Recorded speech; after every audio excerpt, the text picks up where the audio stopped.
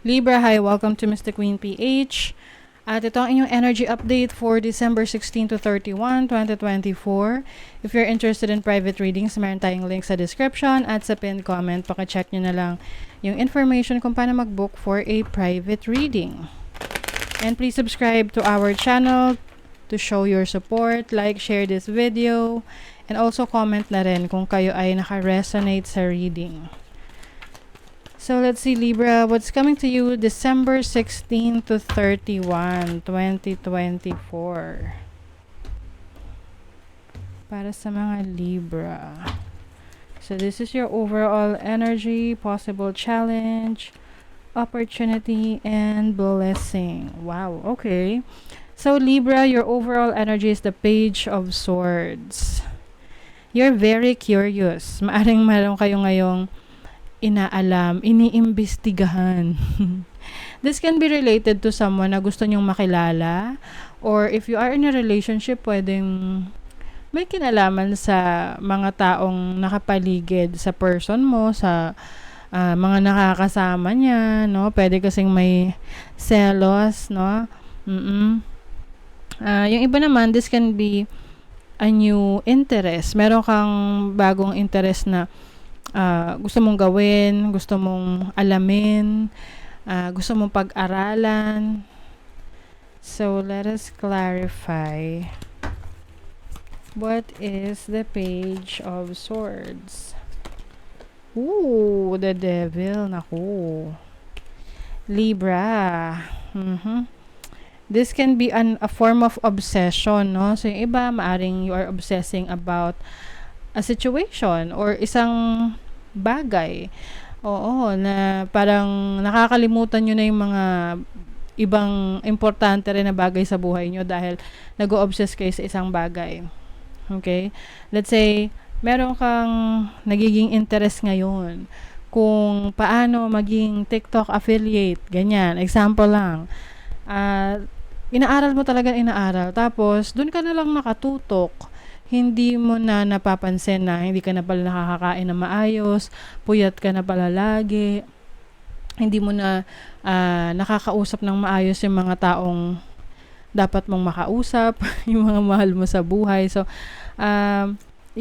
kailangan dito awareness. You have to be aware of what you are obsessing about. Kasi syempre, sabi nga natin, anything na sobra is hindi na nakakatuwa, hindi nakakatuwa, o hindi nakakatulong sa atin, no? Nakakasama na yan.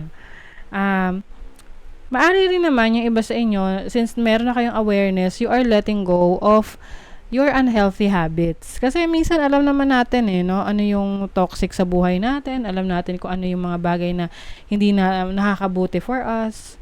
So, some of you, meron kayong awareness dyan. Possible challenge is the Two of Cups.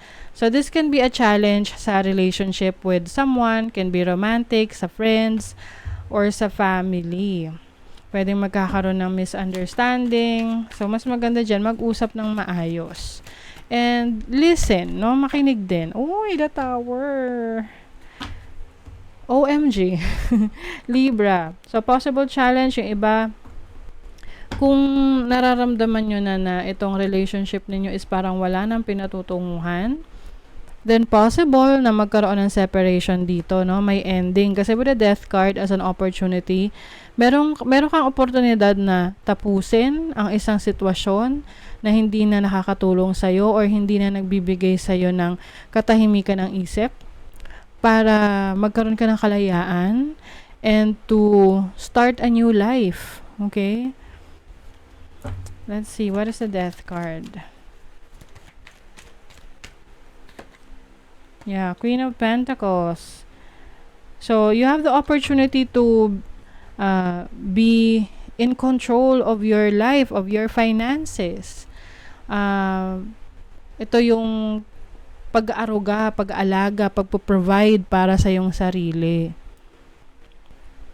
Kasi pwedeng may codependency dito. Yung iba, kaya kayo nagsistay sa relationship na yan kasi natatakot kayo na baka hindi nyo kaya on your own, lalo na if you are nakaasa ka financially.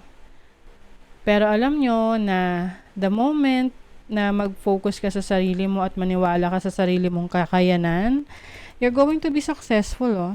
Six of Wands. This is about success. You will be blessed with success. The Moon. This is your instinct, your intuition, and also your nurturing energy. So, I think, for some of you, Libra, aalagaan nyo yung sarili nyo. Pipiliin nyo yung sarili nyo. Lalo na't may mga taong naniniwala sa kakayanan ninyo. Meditation, breathing, peace of mind. Yan yung focus ninyo this week. TikTok. Oh. The time is ticking. Loyal heart. Oh, I think yung iba sa inyo, kung sino yung mga taong nandyan sa inyo hanggang sa huli, may pagsubok man o wala, sila yung mga pipiliin nyo na manatili sa buhay ninyo. But if there are some people na talagang sa tingin mo is hindi na siya nag-a-add ng value sa buhay mo, you might be letting go of that person. You may be walking away from that situation. Okay, money, career. You will spend more time with nature, Libra. I think makakatulong sa inyo to, no? To ground yourself, to release that nega energies. Kahit simpleng paglalakad sa park para to release your yung pagkagulo ng isip, kasi yun yung magbibigay sa'yo ng clarity. Educator. So, yung iba sa inyo meron kayong expertise or skills na pwede nyong i-share sa iba at pwede nyo tong pagkakitaan. You can monetize that, and at the same time, nakakatulong rin kayo sa iba dahil may natututunan sila sa inyo. Something valuable na knowledge. So, sa love life, romance, and okay. Yung iba, pwedeng kung merong mang mag-aaway dito na magkarelasyon, pwedeng maaayos nyo to, no? Lalo na't kung pag-uusapan nyo ng maigi.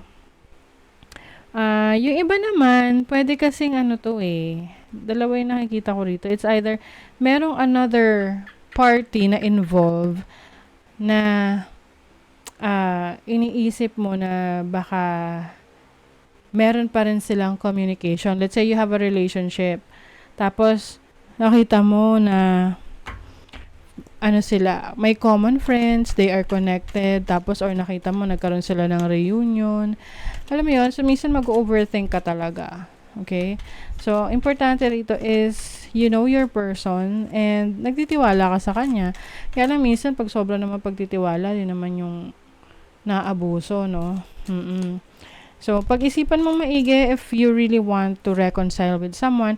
Pwede rin naman tong hindi romantic, pwedeng sa family member, no? But for most of you, this is a romantic connection.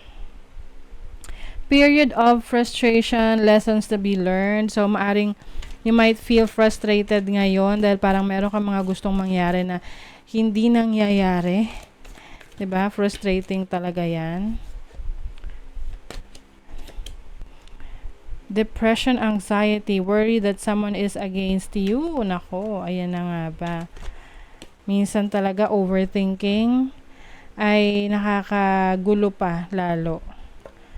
Climbing towards success. O, kumbaga sa inyo, Libra, kahit na meron kayong challenge na pinagdadaanan sa isang sitwasyon or relationship ninyo, still, no, alam nyo pa rin kung ano yung goal na i-focus nyo or i-achieve ninyo.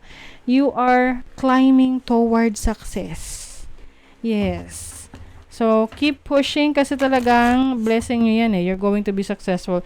You will be rewarded sa mga nagawa mo, sa mga performance mo. They are looking up to you. Okay? Storm. Every hurricane comes to an end. Yes. So, like what I mentioned kanina, anumang challenge ito na napagdaanan nyo or pinagdadaanan nyo, Lagi nyo isipin, 'di ba? Hindi naman laging may bagyo. Natatapos at natatapos rin yung bagyo na 'yan. And pag tapos na yung bagyo, suot nyo uli yung corona nyo kasi you are your own king and queen of your lives. Ayan. Okay, so that is your reading, Libra. Thank you so much. Bye.